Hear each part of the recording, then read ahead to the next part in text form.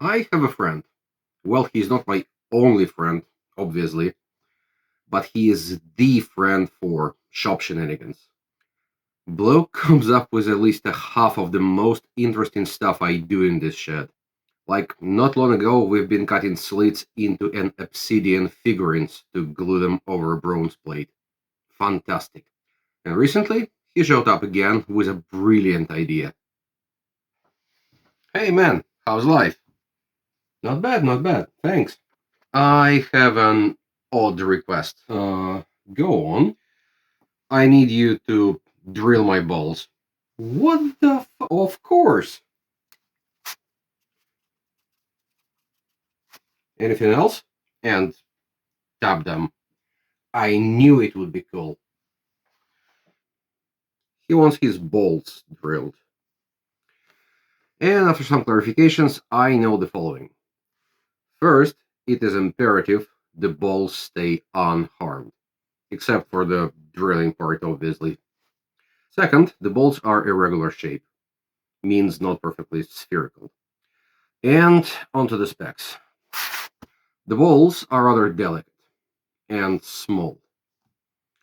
I need to drill and tap a hole halfway through it to intersect with a pre-existing feature, and I need to tap them to M2 standard metric thread. Means the drill is tiny and the tap is not much bigger, which means if anything shifts, the tool will break. So, the implications and consequences. We need some demonstrations here.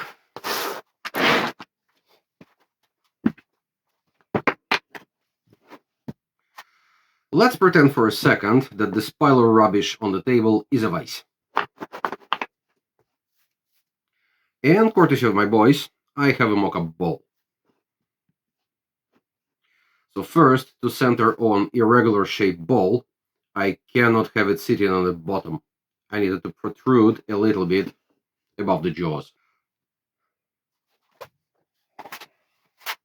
But I will be pushing on it with the drill. In other words, I need to eliminate the possibility of vertical movement. Easy to overcome, just put something under it. Second, the clamping. I need to restrict rotation. And this is tricky. If I clamp it a smidge too loose and the drill grabs, it will turn and scratch the entire surface. It's delicate, remember? If I clamp it a smidge too hard, I'll squish it.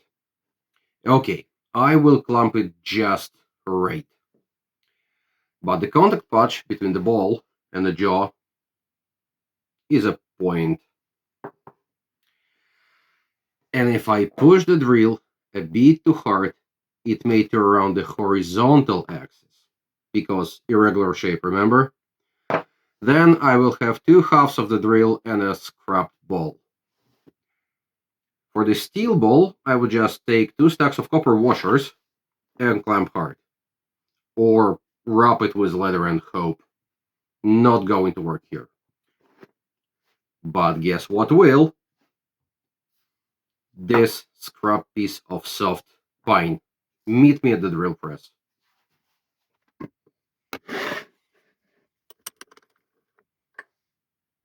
You. Dirty.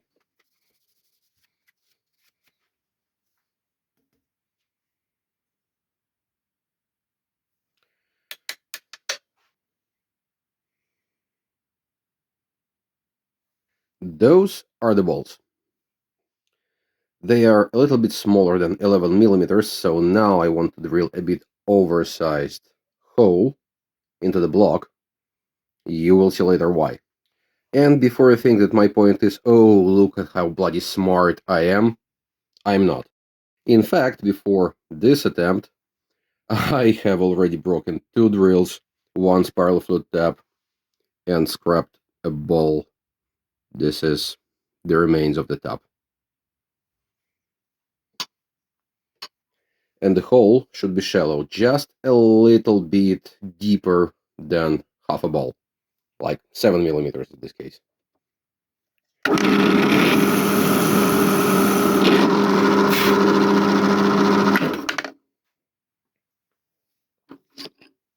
And now I want to cut a slit across the entire plank and across the hole.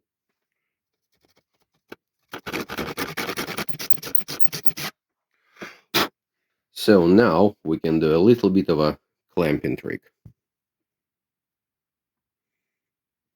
You see, because the pine is so squishy and soft, I can put another clamp over the slit,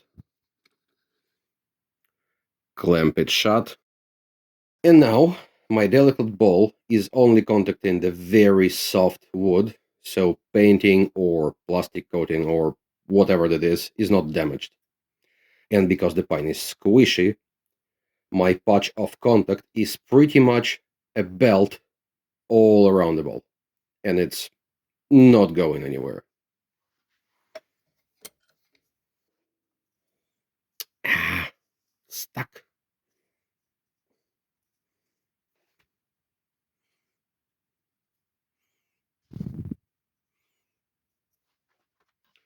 So the balls are actually beads, and pre-existing feature I need to connect to is the hole through for the string.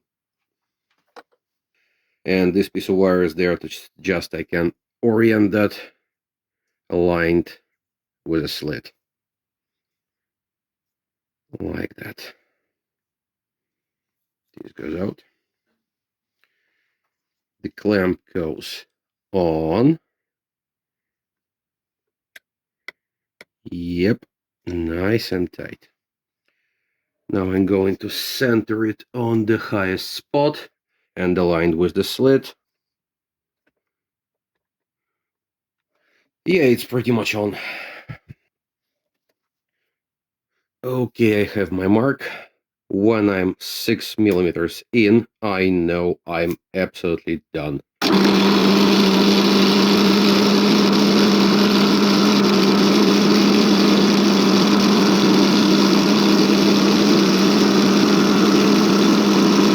That's it. Now to thread it.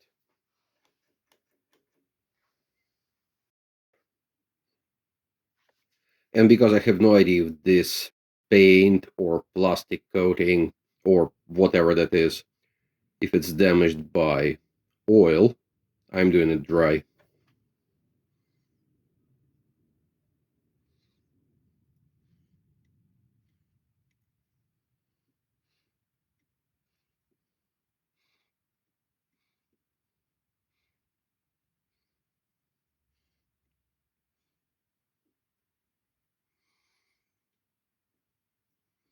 Yeah, that's all the way through.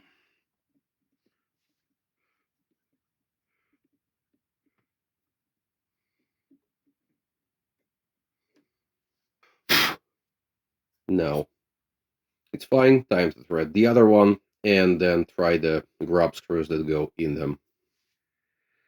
Okay, the moment of truth. I hope you will forgive me for not doing the second one on camera because it is so tiny. I literally rested my nose on a vise and stopped breathing.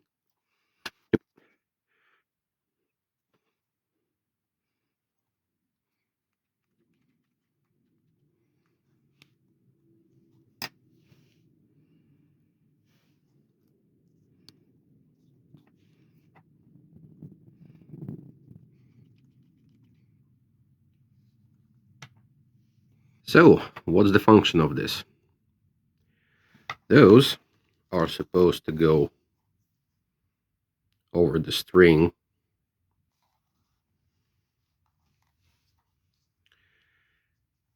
and clamp the string.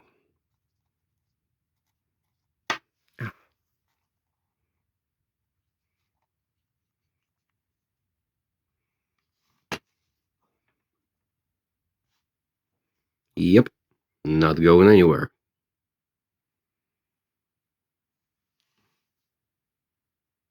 Nice.